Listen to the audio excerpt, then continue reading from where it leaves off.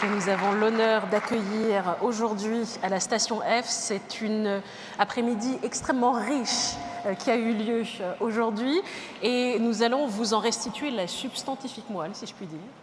Avec la séquence de restitution qui va démarrer. Je vais céder la parole à Monsieur Papsar pour la restitution de l'atelier 3. Et juste une petite indication, les dessins que vous allez voir s'afficher à l'écran sont des dessins qui ont été faits tout au long de l'après-midi par notre live scriber qui s'appelle Guillaume Lagall. Voilà, c'est à vous.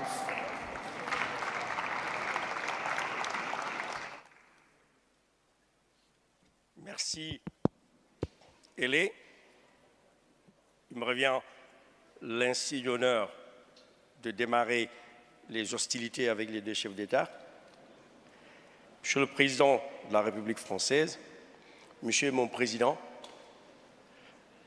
Mesdames et Messieurs les ministres, les ambassadeurs, les directeurs, etc., cher Rémi, nous avons passé une journée exaltante que nous avons démarré ce matin avec Franck Rister à Station F, avec un groupe de start-up et entrepreneurs sénégalais.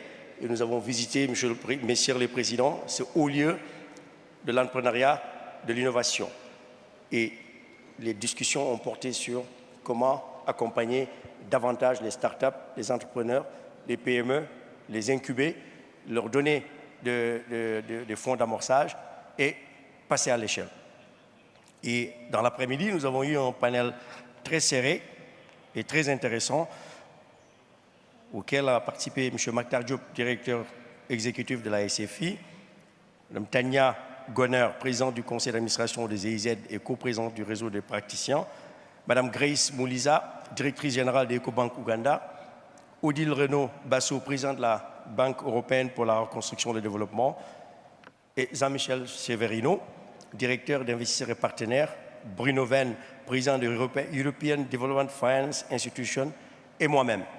Avant cela, Monsieur le Président, il y a eu deux start-upers sénégalais, à l'image de Mme Dikoussi, Dictaf Corporation, qui est dans l'agriculture et la technologie, M. Bamba, qui est le CEO de PAPS, qui est aussi une start-up sénégalaise, Monsieur le Président, chez qui on a investi en 2019 100 000 euros et aujourd'hui, il vient de lever 4,5 millions d'euros.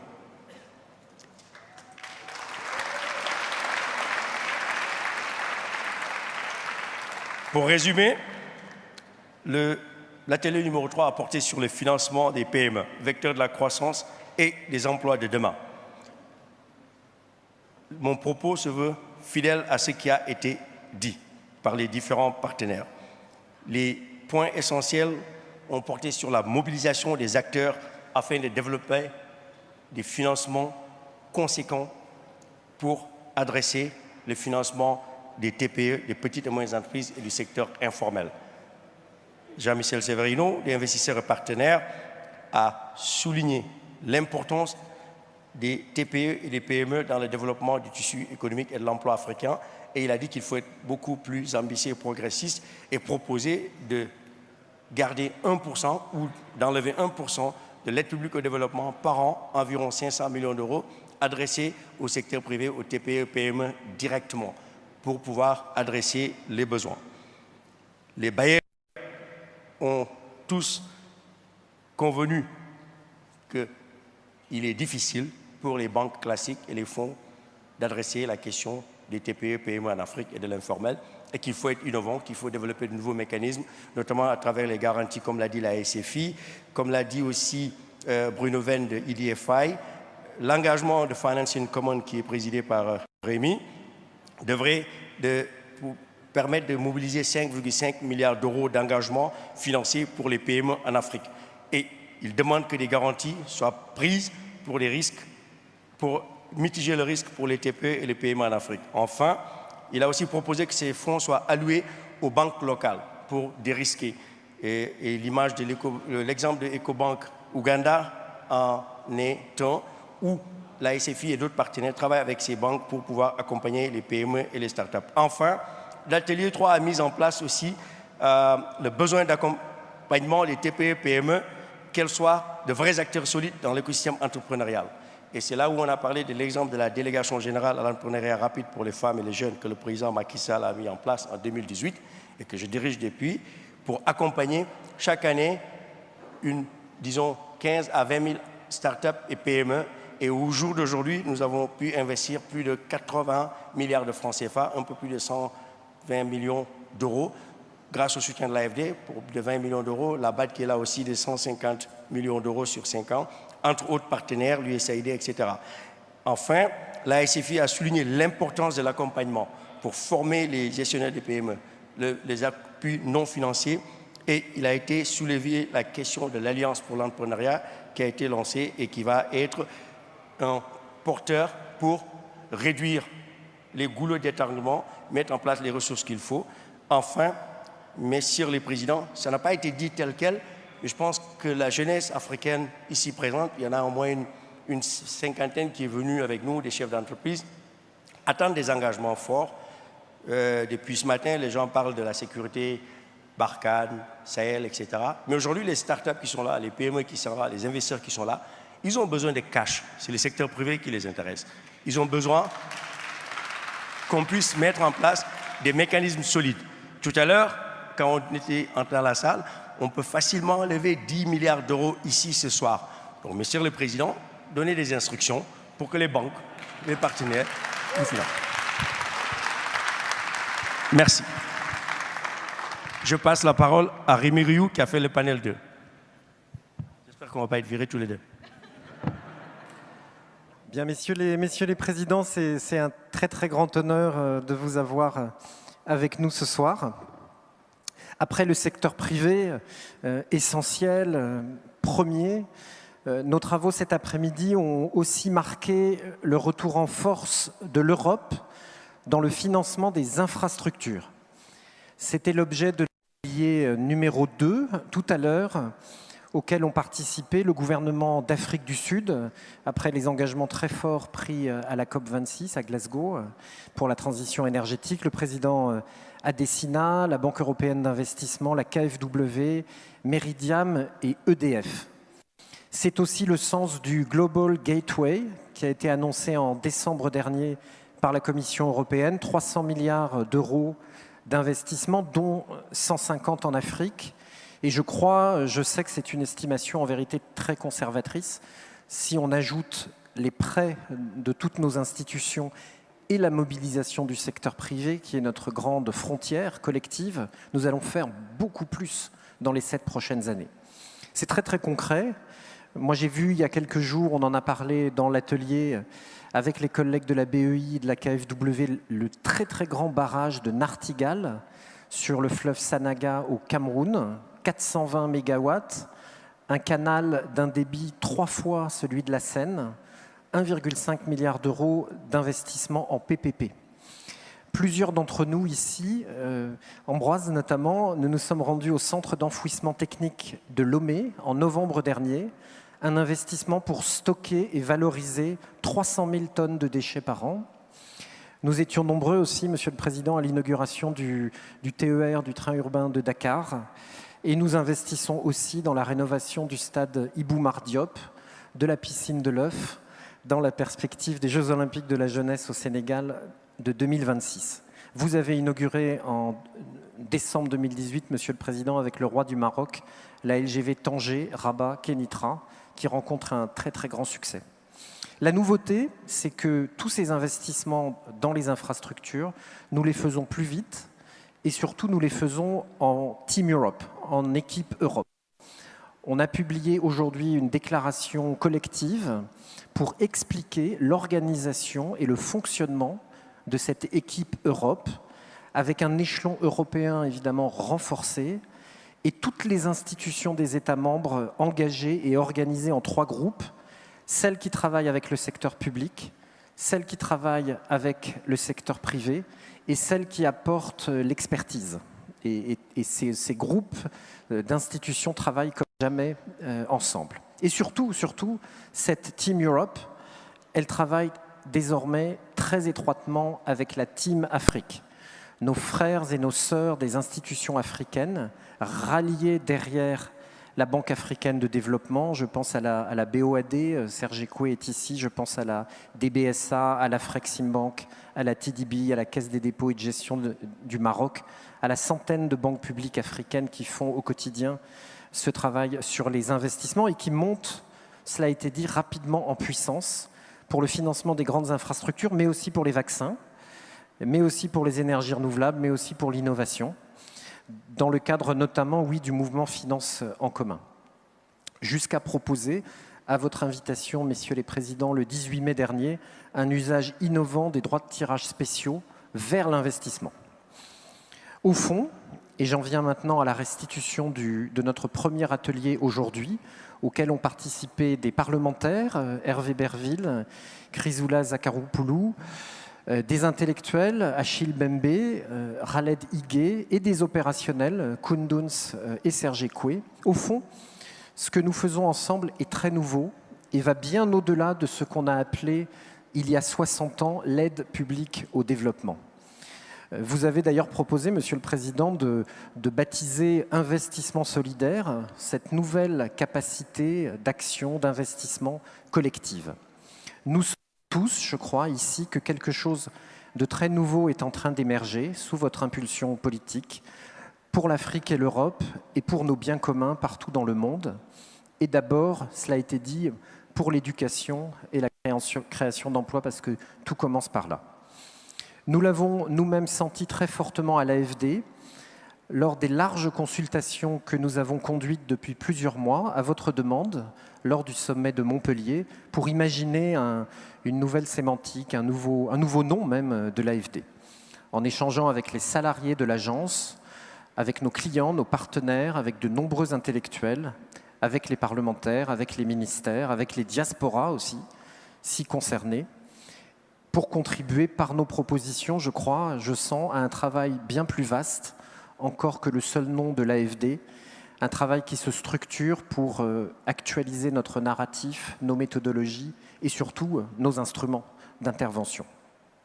Un travail conceptuel, donc, pour un renouvellement concret fondé sur un partenariat entre égaux, ambitieux et respectueux des contextes, pour l'agenda de prospérité partagée des objectifs de développement durable et de la transition juste, pour donner une priorité aux enjeux de long terme, ceux que porte la jeunesse, dans le respect des droits humains et de la démocratie, et en prenant soin des territoires et des communautés les plus vulnérables. Et puis aussi un travail très technique pour revoir tout ce référentiel et ces instruments. Voilà, j'espère que cette demi-journée de travail a contribué à ce mouvement qui est engagé. J'en remercie vivement tous les participants aujourd'hui. Et nous sommes persuadés, messieurs les présidents, que le sommet Union européenne Union africaine demain et après-demain sera une étape fondamentale sur ce chemin. Je vous remercie.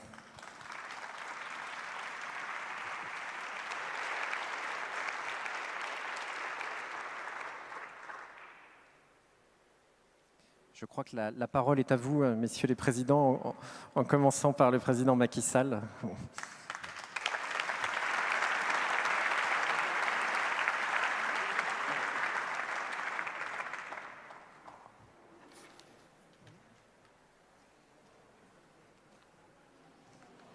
Merci beaucoup, cher Rémi. Merci, Papa Amadou Sarr.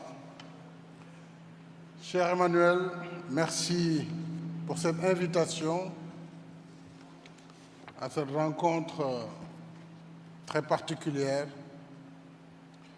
Rencontre qui s'inscrit dans le sillage du sommet de Paris du mois de mai 2021, consacré au financement des économies africaines. Je saisis donc l'occasion pour magnifier la coopération franco-sénégalaise et au-delà la coopération franco-africaine.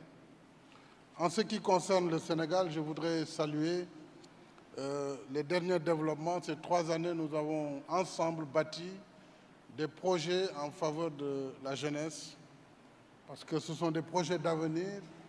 Je peux citer le projet emblématique du train express régional qui roule maintenant entre Dakar et la nouvelle ville de Diamniadio. Je peux citer le projet de l'école de cybersécurité qui est une école à vocation régionale dans le contexte que nous connaissons de la lutte contre le terrorisme et de la cybercriminalité de façon générale, et le projet du campus franco-sénégalais, qui également est un des marqueurs de cette coopération nouvelle. Alors, cet exercice qui nous réunit avec des acteurs étatiques, des acteurs non étatiques, des banquiers, souvent qui ne dégainent pas très vite, il est vrai, sauf quelques-uns quand même qui sont assez rapides à la gâchette, ce que nous aimons bien. Mais lorsqu'il s'agit de la jeunesse, je pense que nos banquiers également doivent changer de méthode de travail et répondre aux attentes. Je regarde mon frère Adesina de la Banque africaine de développement, mais aussi Matar Diop de la SFI et la BOAD avec Serge Ekoué. Je pense évidemment à Rémi Rioux de l'AFD qui déjà est dans cette dynamique. Alors cette rencontre, donc, disais-je, vient à son heure et nous sommes toujours dans la perspective d'un partenariat euro-africain que nous voulons rénover, moderniser et mieux centrer sur l'action et sur les résultats. Dans cet esprit, je voudrais réitérer la centralité de l'État en Afrique, puisque nous sommes dans un processus de développement qui débute, et nous sommes à une phase du processus de développement qui fait que l'investissement direct étranger reste encore faible en Afrique, malgré les efforts, les réformes, et que le secteur privé national africain a besoin d'être soutenu, puisque c'est un secteur embryonnaire, quoi qu'on dise. C'est pourquoi je suis tout à fait d'avis que nous devons mobiliser des ressources importantes en faveur des TPE et des PME. C'est une nécessité, c'est une justice, puisque nous avons en Afrique une population très jeune. 70% aujourd'hui de la population africaine a moins de 25 ans. Moins de 25 ans. Donc, nous ne pouvons pas avoir de priorité plus importante que la prise en charge des besoins de la jeunesse, qu'il s'agisse de la jeunesse des start-up ou de la jeunesse agricole ou de la jeunesse qui n'a même pas fait l'école. La priorité, c'est leur autonomisation, c'est leur formation et c'est la mise en place de lignes de financement. Et donc, moi, je plaiderai et je suis sûr que le président Emmanuel Macron est un champion également pour la jeunesse française comme africaine et il va soutenir cette initiative pour qu'il y ait davantage de ressources, en tout cas en faveur de cette jeunesse. C'est donc dire qu'en ce qui nous concerne, nous Africains, l'État est au four et au moulin, comme on dit. Il doit construire à la fois les infrastructures de base, mais aussi les infrastructures du développement, telles que vous l'avez cité, Rémi, sur ce que doit être des PPP dans de grands projets d'infrastructures comme l'énergie, des barrages hydroélectriques, mais également nous devons accompagner ces TPE et nous devons aussi donner les services sociaux de base pour la santé, l'éducation. Et surtout, nous devons accompagner la jeunesse inventive comme celle des start-up. Un autre défi majeur tient à l'efficacité économique des régimes démocratiques. Et le Sénégal en est un et le réclame. Là où un régime de type centralisé, que d'aucuns qualifieraient même d'autoritaire, peut prendre des décisions rapides et les mettre en œuvre, alors quand il s'agit de la démocratie, bien sûr, ça prend toujours plus de temps. Il faut toujours davantage discuter. Il faut passer par les institutions de validation. Et tout cela dans un contexte aussi où il y a un empressement de la jeunesse qui est quand même très pressée de voir également ces problèmes et ces préoccupations prises en compte. Donc nous avons là une sorte de contradiction entre les besoins de la transparence et de la bonne gouvernance avec son lot de procédures qui peut en tout cas entraîner des déchantements et le besoin de la rapidité de l'exécution de l'action. Il faut pouvoir trouver un juste milieu et ça c'est valable pour les gouvernements avec la bureaucratie, c'est valable pour les partenaires, les bailleurs, les banques Tout le monde doit faire des efforts pour qu'on gagne dans le temps des procédures, pour qu'on gagne sur les circuits des dossiers afin de rester toujours plus efficace. Une autre contrainte que je voudrais citer, qui est liée maintenant à l'accès aux ressources, par des financements massifs qui favorisent la croissance et le développement. L'aide peut certainement accompagner ponctuellement et soutenir certains secteurs, mais nous le voyons tous et nous sommes tous d'accord aujourd'hui que l'aide publique au développement ne peut pas assurer le développement d'un continent comme l'Afrique. Toutefois, nous pensons qu'il faut donc rechercher des financements plus importants, peut-être mixer, blender, comme on dit, faire du blending entre des ressources concessionnelles devenues rares et des ressources de type commercial afin de trouver des maturités et des taux d'intérêt soutenables qui permettent à l'Afrique de prendre la masse d'argent qu'elle a besoin pour le financement de son développement. C'est pourquoi j'ai toujours plaidé pour d'abord le changement, la réforme des règles de l'OCDE, nous en avons parlé, Emmanuel. Nous pensons que sur les crédits export, puisque nous achetons des biens de chez vous, il faut que les règles qui organisent les crédits export soient améliorées, soient allégées. En faisant quoi? En allongeant les procédures. Pour le moment, pour l'essentiel, elles sont à 10 ans, des taux de 2,5%, 3,5%. Je pense que l'OCDE pourrait aller tendre vers 18 ans pour certains types de biens.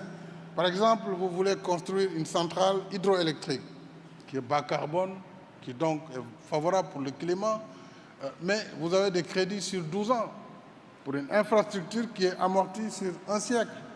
Il y a quelque chose qui ne va pas. Et pour nous permettre de prendre plus de volume sans affecter fondamentalement notre dette, il faut qu'avec l'Europe, que nous puissions, et les autres partenaires, déjà sur le crédit export, faire ces réformes, mais également il faut effectivement que les pays riches, tels que la France en est engagé, puissent faciliter la réallocation des droits de tirage spéciaux, où l'Afrique a réclamé 100 milliards de dollars pour lui permettre, au-delà de la résilience face à la Covid, de financer maintenant la relance économique. Parce qu'en Afrique, nous avons pu plus ou moins encore tenir debout. Nous avons été résilients face à la Covid, qui perdure, qui n'est pas terminée. Mais il faut du cash pour relancer les économies. Donc, ce cash, nous pensons qu'il doit venir en partie des DTS, et ensemble, nous pourrons définir les mécanismes par lesquels ces DTS seront donc utilisés. Nous croyons que le Fonds monétaire pourrait en prendre une partie, mais une partie seulement, la Banque mondiale, qui est également un de nos partenaires, mais surtout la Banque africaine de développement et la BOAD, qui sont les banques qui travaillent directement avec nos États. Et c'est dire que là, je plaide en convaincu parce que vous avez été le premier chef d'État de l'Occident à plaider lors de la conférence de Paris sur le financement du développement pour la réallocation. Alors maintenant, tout le monde est d'accord, mais on attend. Monsieur le Président, on attend l'argent. Moi aussi, comme les TPE, nous aussi nous attendons l'argent de la réallocation. Beaucoup se sont engagés, mais j'espère qu'à Bruxelles, nous pourrons, avant la fin de notre sommet, Monsieur le Président, avoir en tout cas un engagement ferme de l'Europe et que surtout cet argent puisse venir, puisque ça fait 2 ans que nous souffrons, ça fait 2 ans que nous résistons au virus, mais les conséquences sociales sont dramatiques, les conséquences sur l'emploi sont dramatiques. Il faut la relance économique. Et pour cela, n'ayant pas de banque centrale capable de prendre en charge la dette de nos États, comme c'est le cas en Europe ou aux États-Unis, nous avons besoin d'un mécanisme comme celui-là, par la solidarité et par donc l'entraide qui doit, en tout cas dans ce cas, être partagée avec les pays africains. Nous devons pouvoir donc ensemble affronter cela. Je vais terminer simplement, Monsieur le Président, sur le financement des PME, PMI, mais surtout des TPE. L'Afrique est particulière par le caractère informel de son économie. Alors, ça peut être un handicap, mais c'est aussi un atout. Parce que finalement, il faut considérer l'Afrique comme elle est. Elle est informelle. Donc, partons de ce postulat et accompagnons ce secteur informel en essayant de le formaliser progressivement, mais en y mettant des ressources d'accompagnement. Et dans le cadre de la DER, qui est un exemple que j'aime citer, qui est une délégation à l'entrepreneuriat rapide. Lorsque je l'ai créée, j'ai constaté que les banques ne prêtaient pas aux jeunes, parce qu'ils n'ont pas de garantie.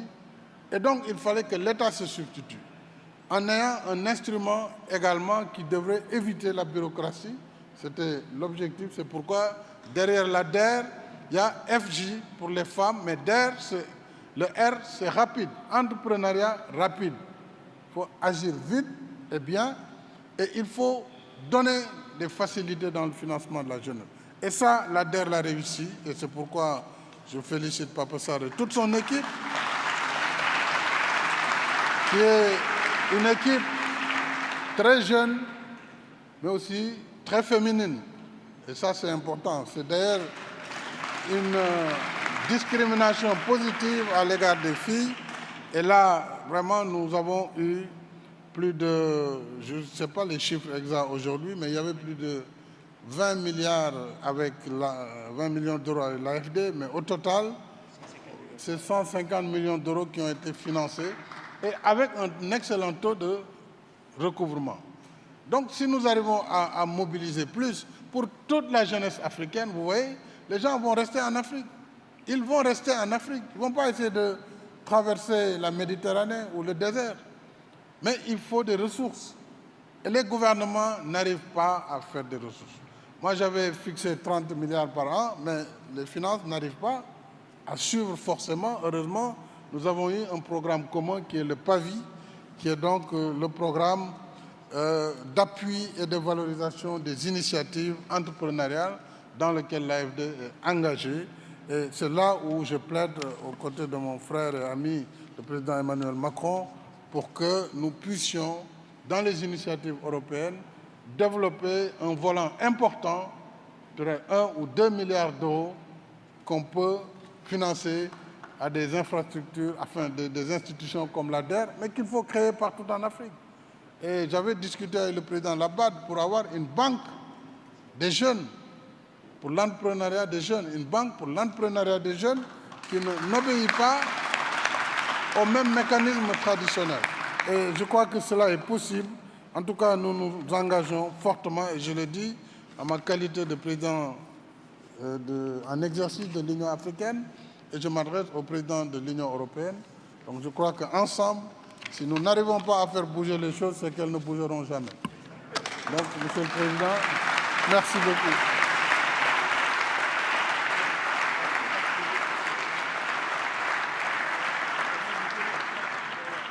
Président.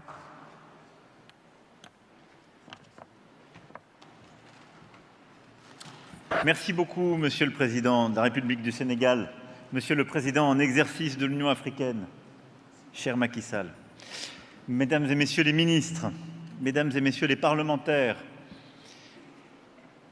Monsieur le Directeur général de l'Agence française de développement, Mesdames et Messieurs les directrices et directeurs généraux de banques régionales de développement, Monsieur le directeur exécutif de la SFI, Mesdames et Messieurs les ambassadeurs et ambassadrices, Mesdames et Messieurs, chers amis, je me retrouve parfaitement dans ce que le président Macky Sall vient de dire à l'instant, mais je voulais d'abord vraiment vous remercier de nous accueillir à Station F.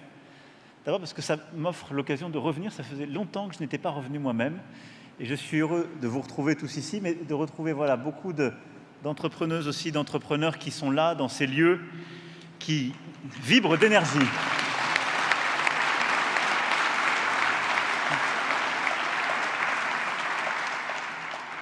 Je le dis aussi, cher Président, parce que dans ce lieu qui est la plus grande pépinière de start-up du monde, où il y a des programmes qui sont lancés, c'est véritablement le monde entier qui vient pour développer des activités à Paris. Et au moment où il se peut que vous entendiez des musiques qui vous signifieraient que la France voudrait se refermer, et qu'elle préférerait finalement s'en sortir avec ses seuls talents. Elle veut les former, les faire exceller, les faire réussir chez elle et à travers le monde. Je veux aussi vous dire qu'on continue à être très fiers d'accueillir des talents du monde entier pour créer dans tous les domaines.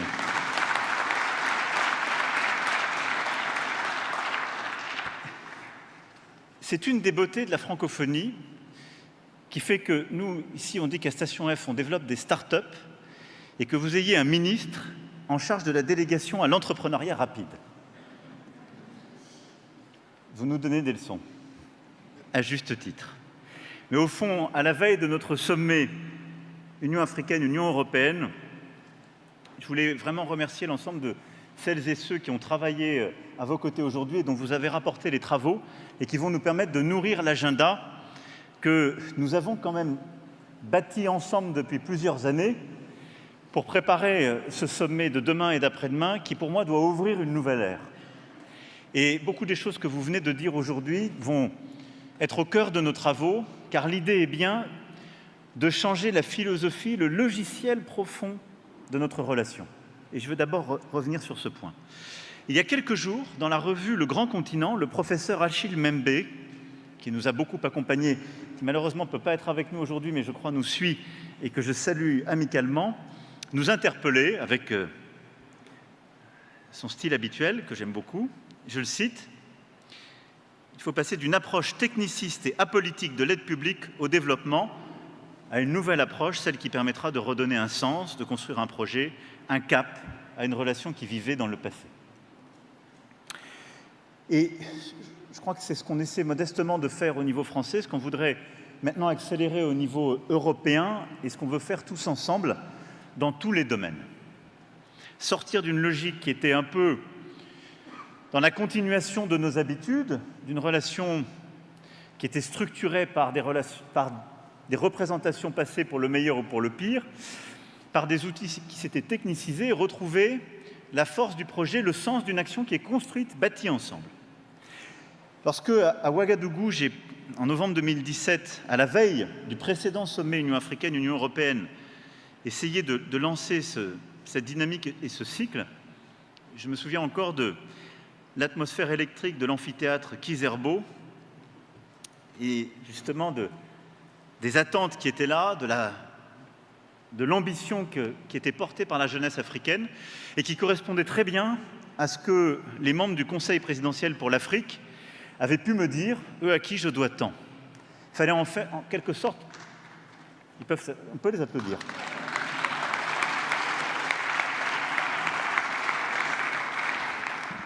Mais dans un continent qui est si jeune, pourquoi nous entêter à utiliser des mots qui étaient connotés par le passé, à rester enfermés dans des catégories, et au fond à garder les mêmes catégories de regard et à ne pas crever les abcès qui existaient.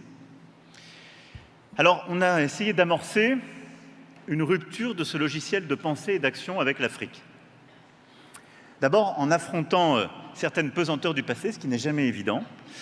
Ça a été les actes de restitution du patrimoine africain, la réforme en profondeur de la gouvernance du franc CFA, la reconnaissance de notre responsabilité au Rwanda, autant de verrous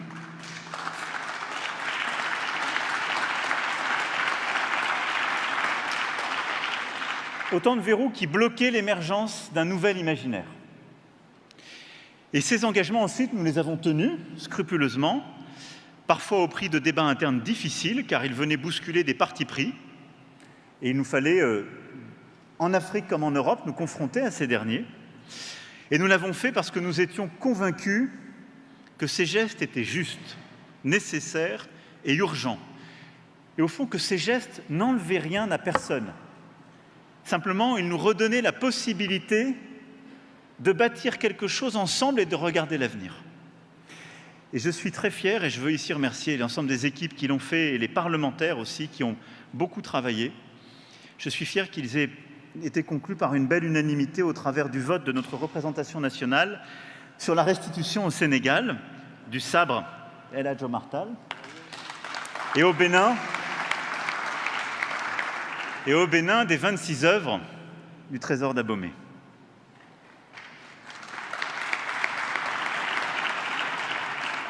Nous avons aussi réinvesti des champs d'action dont nous nous étions éloignés, il faut bien le dire, l'éducation, en particulier la scolarisation des jeunes filles, l'enseignement supérieur avec des approches nouvelles, dont le campus franco-sénégalais que vous avez évoqué est une formidable illustration.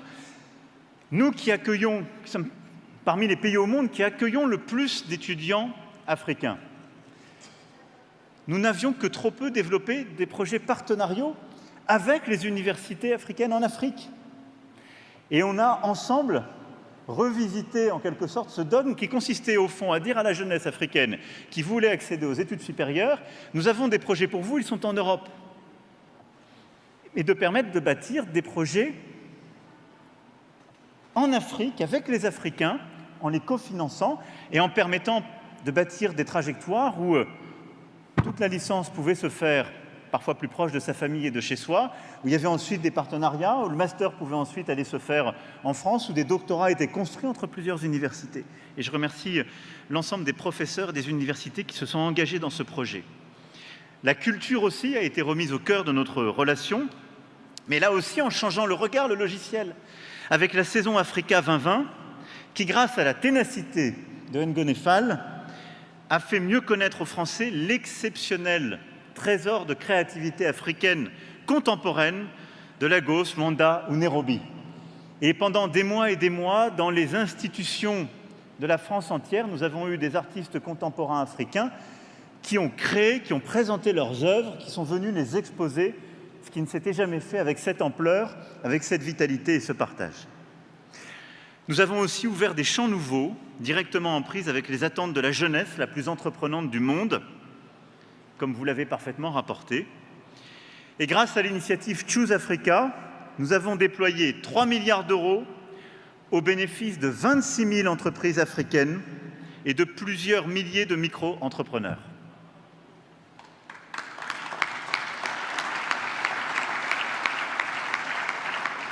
Et je veux remercier le ministre Franck Riester qui a lancé ce matin la communauté des entrepreneurs de France et d'Afrique qui va prolonger cette dynamique de l'agriculture aux industries culturelles et créatives pour donner justement cette impulsion.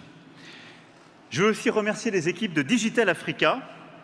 Nous avions lancé Digital Africa dès le discours de Ouagadougou. On a eu des moments difficiles, autant se dire les choses franchement, qui étaient liés à la gouvernance aussi, parfois à des malentendus qui se sont installés, donc on a eu des ratés. On a appris de ces ratés, et comme on dit dans le langage, on a pivoté le modèle, et on a rebâti grâce à la force, à l'énergie des équipes qui ont eu cette intelligence. Et dans les semaines qui viennent, le fonds d'amorçage donc sera déployé au bénéfice des projets d'innovation des startups africaines, mais aussi des projets financés avec nos partenaires européens.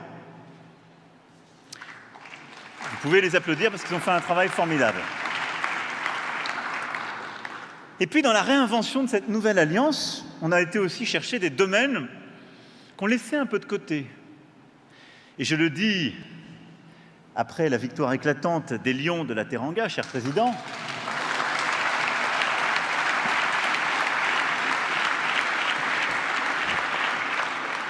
le sport fait partie de cet agenda.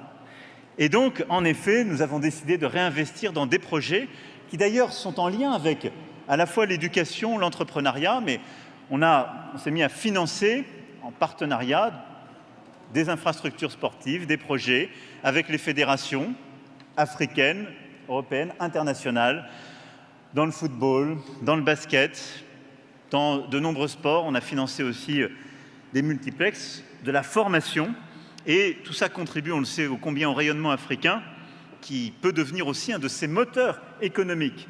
Parce que c'est du développement de la jeunesse, c'est de l'éducation de la jeunesse, c'est de l'entrepreneuriat, c'est du développement aussi d'une industrie culturelle, créative, partout en Afrique, avec des potentiels extraordinaires.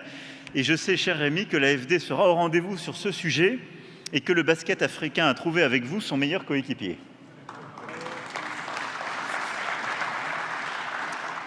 Et dans tous ces domaines, nous avons essayé aussi de réinventer la relation en donnant une place nouvelle à nos diasporas et à nos binationaux.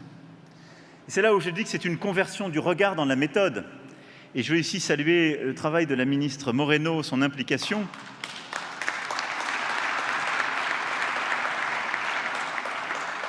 saluer l'implication aussi de plusieurs de nos parlementaires. Je pense au travail d'Hervé Berville, à l'engagement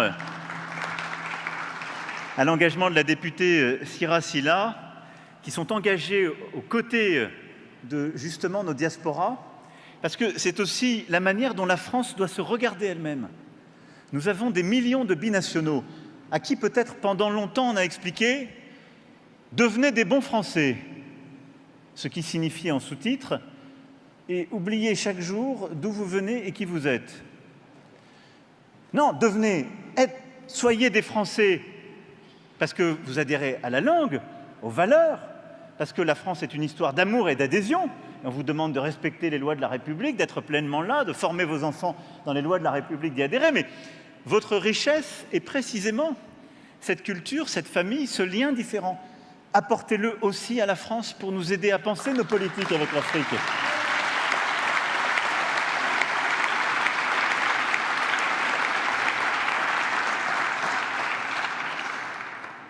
Tout ça pour vous dire que depuis 5 ans, nous avons, je crois, commencé progressivement à convertir les regards, changer les pratiques, transformer notre approche ensemble, avec des partenariats rebâtis. Et nous avons commencé à transformer en profondeur aussi nos modes de faire. Nous avons cessé de faire pour désormais faire ensemble. Et ceci à chaque étape importante. C'est le sens des batailles que nous avons menées. Par exemple, chez vous, cher Président, pour le partenariat mondial pour l'éducation.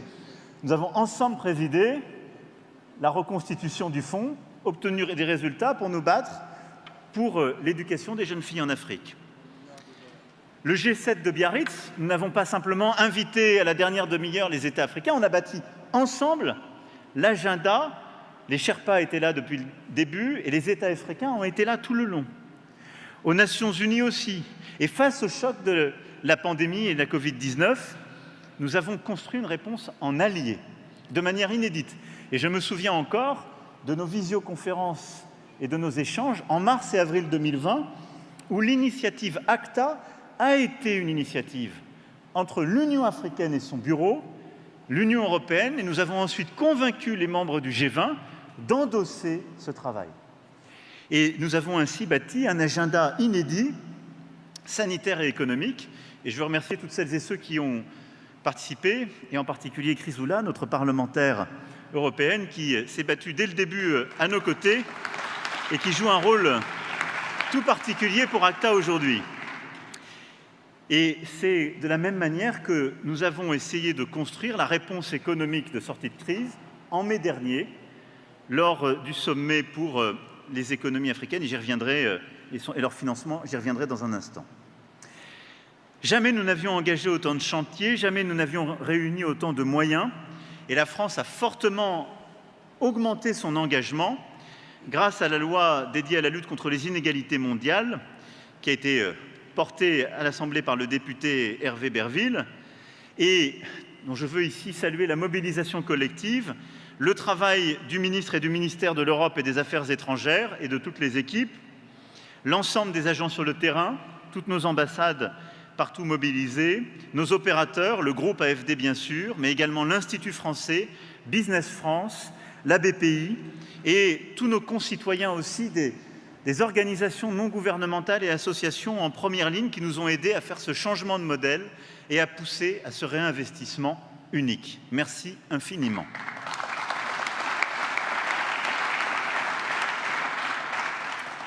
Et donc, vous le voyez, action nouvelle, changement de méthode, tout ça, maintenant, il nous faut le traduire à l'échelle du continent et bâtir une alliance entre l'Afrique et l'Europe nouvelle.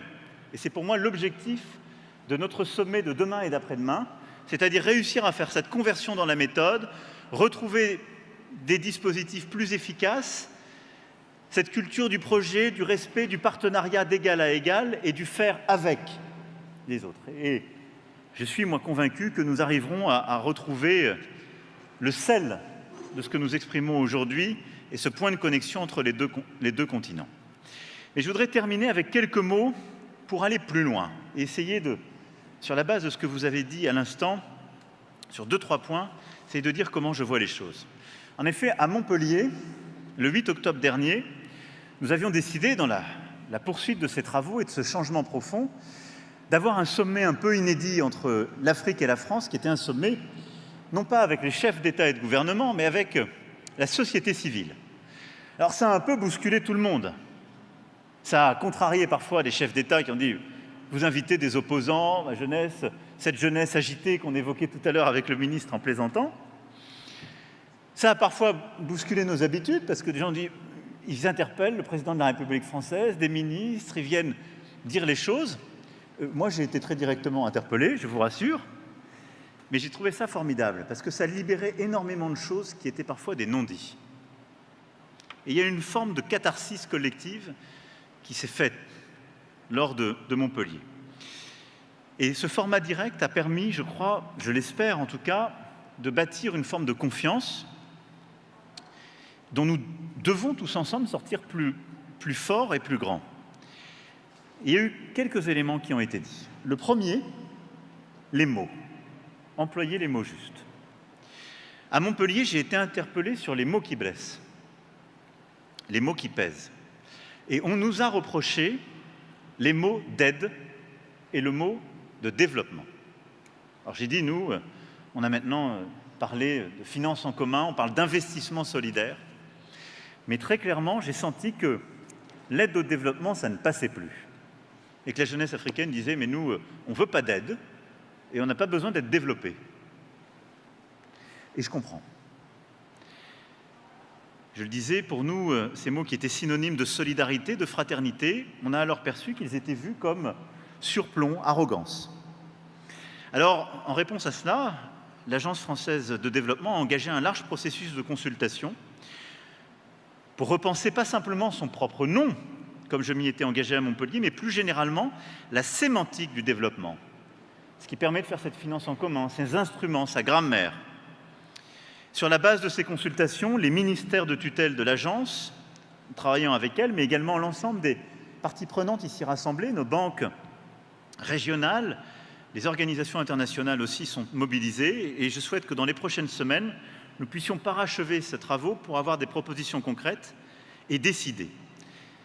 Et la présence aujourd'hui de la Banque africaine de développement, de la Banque ouest africaine de développement, montre d'ailleurs combien ce sujet est peut-être plus complexe qu'il n'y paraît.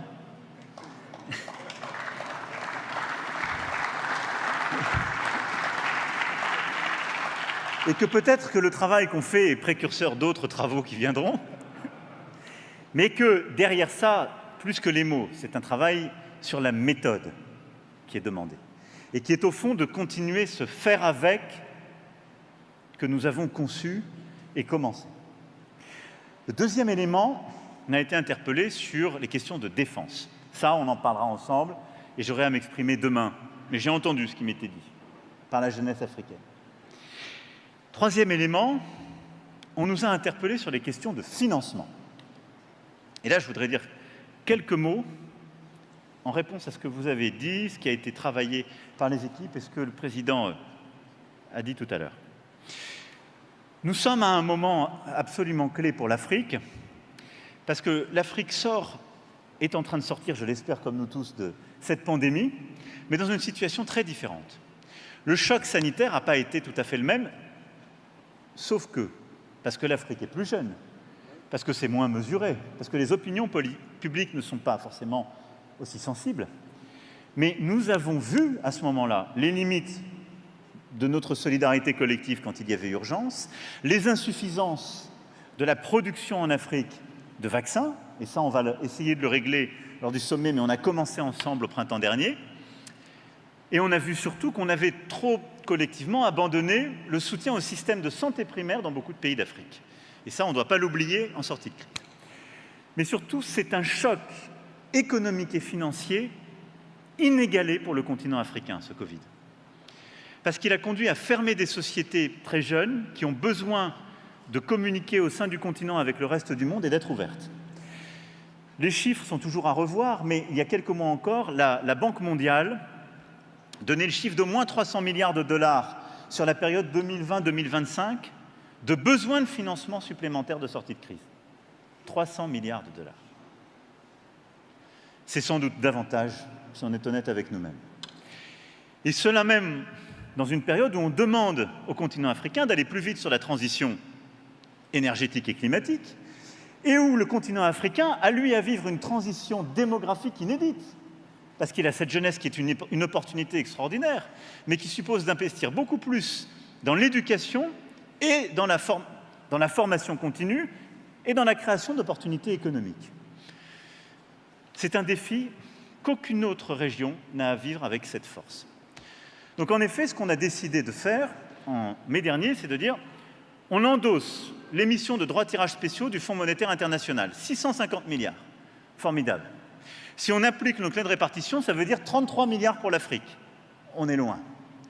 Nous avons pris l'engagement de dire on va réallouer nos droits jusqu'à 20% pour obtenir 100 milliards pour l'Afrique. Nous devons absolument finaliser la part d'efforts européens dans les 2 prochains jours. La France va confirmer officiellement sa réallocation de 20% et nous allons mettre la pression sur tous les collègues.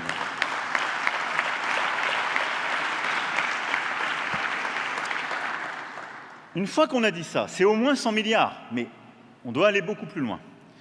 Notre deuxième objectif, pardon, il semble un peu technique, mais c'est d'utiliser cet argent pour qu'il puisse aller vers les banques régionales de développement, pour que cela fasse levier. Et donc on doit trouver le chemin technique dans les 48 heures qui viennent.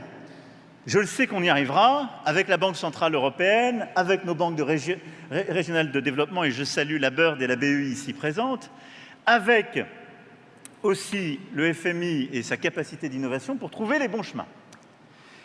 Et puis après, vous l'avez dit, Président, vous l'avez dit, Monsieur le Ministre, il faut que ça arrive sur le terrain. Et au fond, je voudrais juste qualifier 2 catégories d'investissements avec des règles très différentes, mais c'est notre défi pour les prochaines années. Nous allons devoir accélérer très fortement sur les grandes infrastructures solidaires et durables. Ça, l'objectif qu'on doit se donner avec le sommet Union africaine-Union européenne, je crois qu'on y arrivera, je l'espère, on va se battre, c'est d'avoir une liste de très grands projets qui correspondent à ce que vous avez cité, écrite en dur, pas des mots, des projets, sur lesquels l'Europe va s'engager pour avoir des grands projets d'infrastructures, de construction, de systèmes énergétiques, et pour accompagner concrètement. Donc ça, c'est l'investissement, infrastructure durable, où on mobilise justement ces canaux de financement et où on aide des États, des régions, des communautés, parfois des villes, à bâtir ce dont elles ont besoin pour le transport urbain, pour permettre justement le déploiement d'énergies renouvelables, pour permettre de l'assainissement d'eau, pour permettre des projets de ce type qui sont très chers, où il faut un cadre, où il faut des maturités assez longues. Et donc là, nous allons avancer. Puis il y a un deuxième défi pour que l'argent arrive sur le terrain, c'est ce que vous avez très bien dit, c'est l'investissement sur l'entrepreneuriat et les jeunes. La SFI joue un rôle extraordinaire en la matière. On a mobilisé et lancé cette initiative pour l'entrepreneuriat africain en mai dernier, et donc on va continuer et renforcer.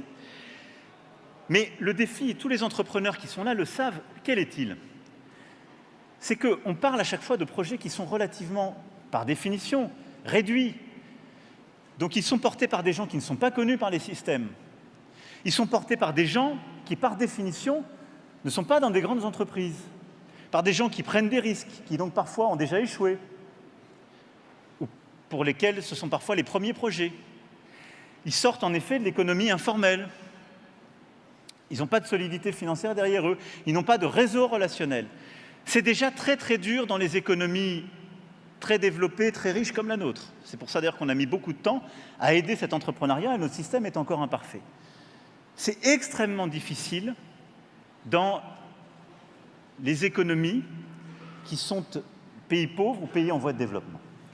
Et le défi qui est le nôtre, c'est que nous avons construit des infrastructures financières qui sont faites pour les grands projets ou les projets étatiques.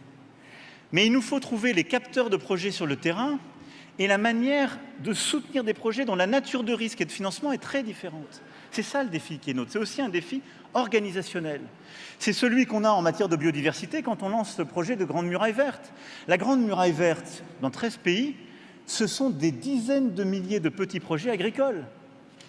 Et donc, le défi qui est le nôtre, c'est de savoir comment l'entrepreneuse ou l'entrepreneur qui a un projet agricole, qui a un projet de start-up dans le numérique, qui a un projet d'éducation ou autre, un projet artisanal, va trouver les milliards d'euros qu'on a annoncés dans un bureau à Abidjan, à Dakar, à Bruxelles ou à Paris, qui sont structurés par des canaux qui ne le connaissent pas forcément et qui ne connaissent que des acteurs institutionnels.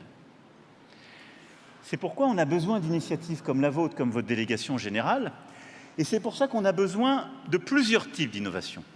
Premièrement, innovation organisationnelle sur le terrain. Des banques régionales africaines, des gouvernements et des collectivités publiques africaines, et de nous, dans nos réseaux, de sortir de nos relations, de nos acteurs, de nos interlocuteurs habituels, pour aller tous chercher les projets les plus fragiles, les jeunes, les femmes, les actrices et les acteurs de cette économie informelle africaine dont vous avez si bien parlé. Nous organiser différemment. Et deuxième chose, il faut d'autres types de financement. Quand on parle de financer des entrepreneurs, ce n'est pas du tout des grands projets de subvention, de prêts concessionnels, comme on le fait pour l'infrastructure durable. C'est de l'amorçage, c'est de l'accompagnement, c'est parfois un peu de financement, et comme c'est fait ici d'ailleurs, du mentorat, du tutorat, de l'accompagnement technique, de l'accompagnement de projet. Ça va être également la capacité à avoir des réseaux et rentrer dans du relationnel. Donc c'est très différent. Et surtout, ça n'est pas que du financement public. C'est aller mobiliser des dizaines, voire des centaines de milliards d'euros de financement privé. Mais parce qu'on aura positionné le financement public au bon endroit. Quel est le bon endroit? C'est de prendre la part de risque que les acteurs privés ne veulent pas prendre.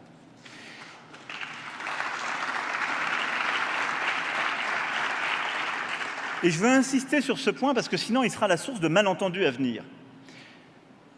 Nous, les chefs d'État et de gouvernement, on adore dire qu'on va mettre X milliards. Évidemment, parce qu'on dit qu'on est très ambitieux, on compare nos milliards. Mais c'est beaucoup plus important que l'argent arrive chez vous. C'est pour ça qu'il vaut mieux présenter des projets. On le disait tout à l'heure en présentant, moi j'ai, dans beaucoup de pays, vendu des écoles 42 auxquelles je ne peux rien. Elles ne sont pas faites par moi, elles sont faites par des entrepreneurs. Et je le dis ici avec beaucoup d'amitié.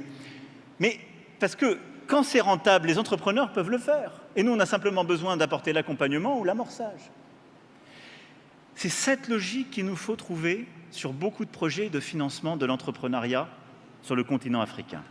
Et donc, il nous faut construire dans différents secteurs avec vous des fonds de garantie, des fonds qui vont couvrir les premières pertes. Et il faut en quelque sorte, dans certains cas, couvrir la part de risque pays, qui est le différentiel entre tel État africain et tel État européen, et couvrir la part de risque que le secteur donc, privé ne veut pas prendre. Mais pas plus. Et vous verrez qu'après, on arrivera à mobiliser énormément d'acteurs institutionnels. Pourquoi ? Parce que moi, je regarde les asset managers, les fonds du monde entier.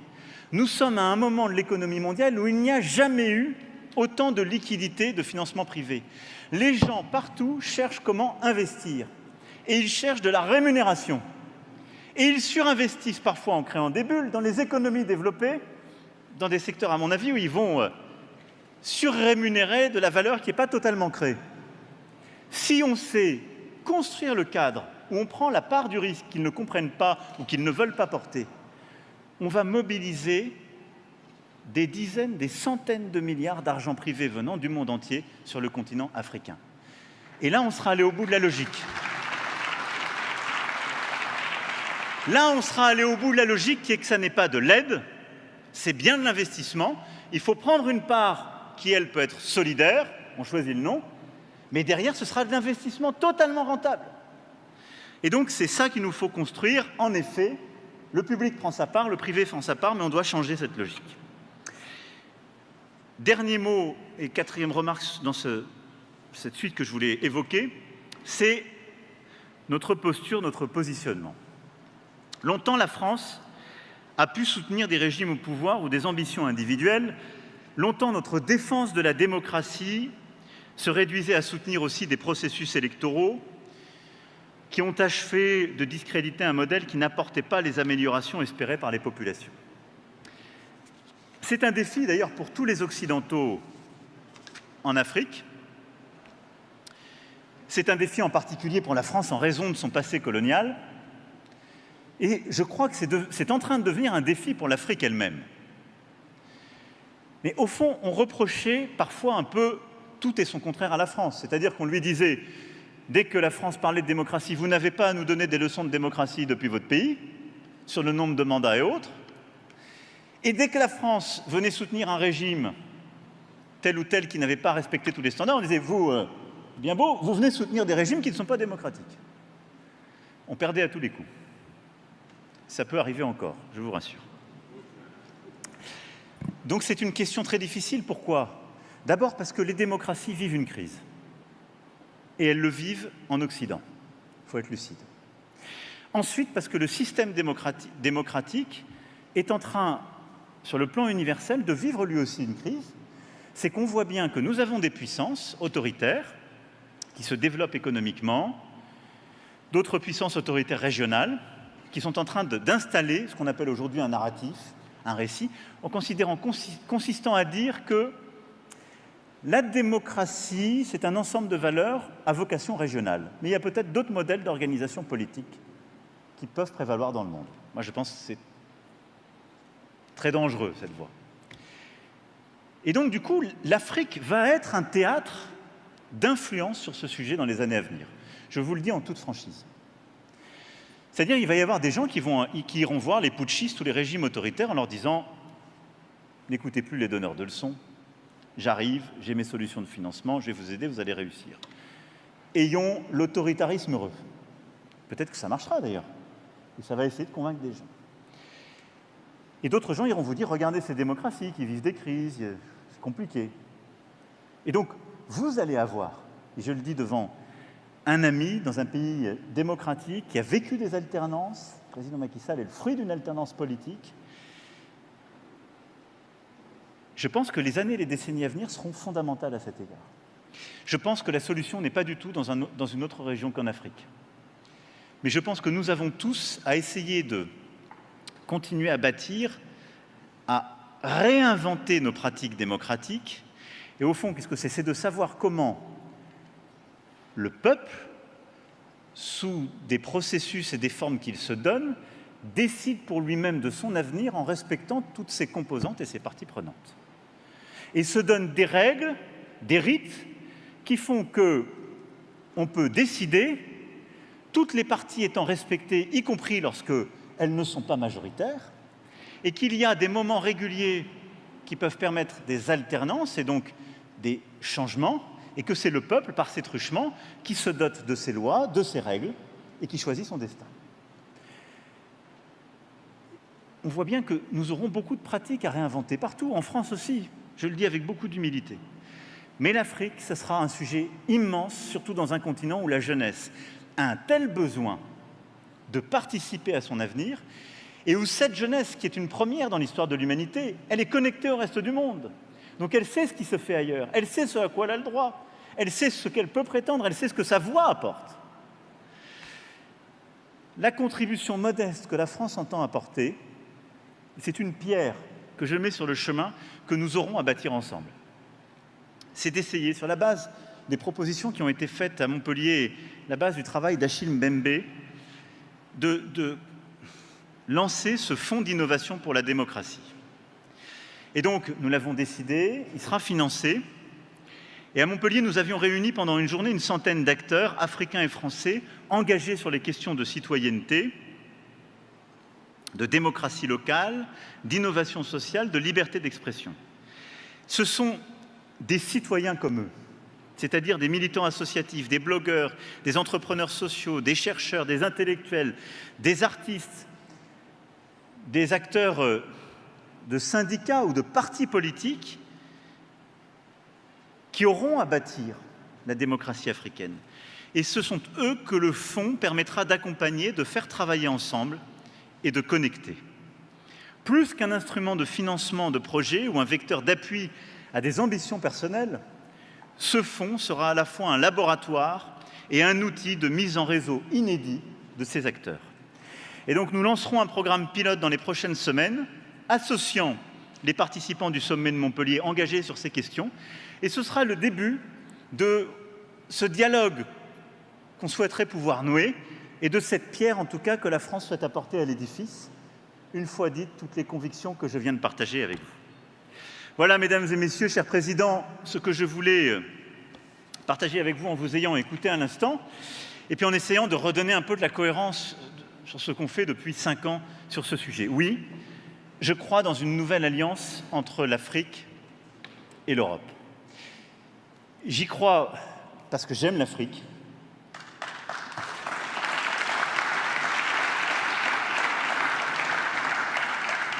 J'aime sa jeunesse, sa force, sa créativité, son esprit d'entreprise, et je pense que l'Afrique a une contribution inédite à apporter au reste du monde dans les années qui viennent et qu'elle apportera des solutions qui nous inspireront. Et je pense que nous sommes à un point d'inflexion où l'Afrique, que beaucoup ont regardé comme un endroit qu'il fallait en effet aider, où on devait exporter des solutions d'ailleurs, est en train de devenir, elle l'a été en fait de manière formidable, mais on ne voulait pas le voir dans beaucoup de domaines, mais dans tous les domaines que j'ai cités, elle sera de plus en plus un continent qui apportera des solutions, sa force, sa contribution.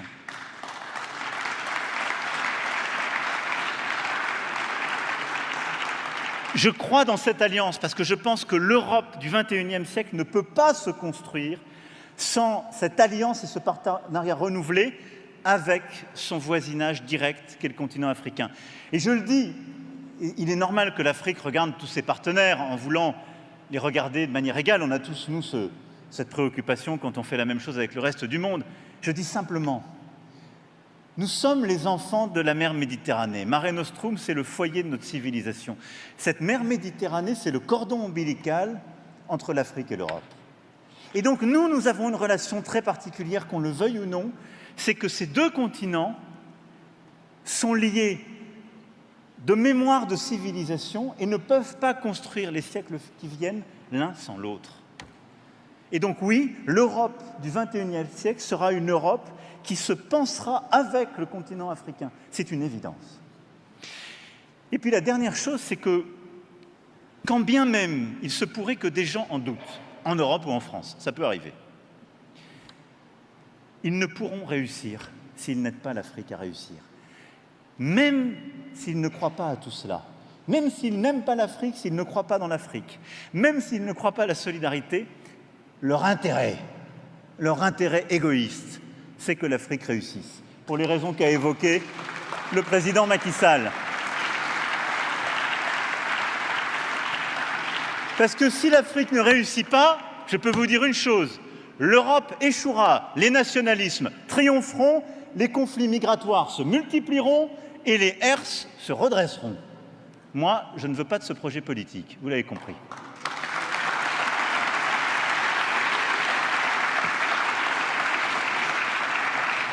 Donc, pour toutes ces raisons, revisitant un slogan bien connu, mais qui avait été utilisé en d'autres temps, dans d'autres contextes, « There is no alternative ». On n'a pas le choix. On n'a pas le choix, nous allons le faire et nous allons bâtir ensemble cette nouvelle alliance entre l'Afrique et l'Europe. Merci à tous.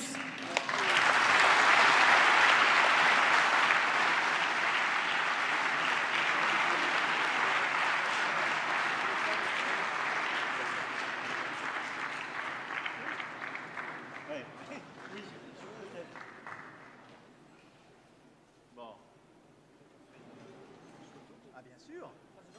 Viens, on fait une photo. Mets-toi là. Mets-toi au milieu.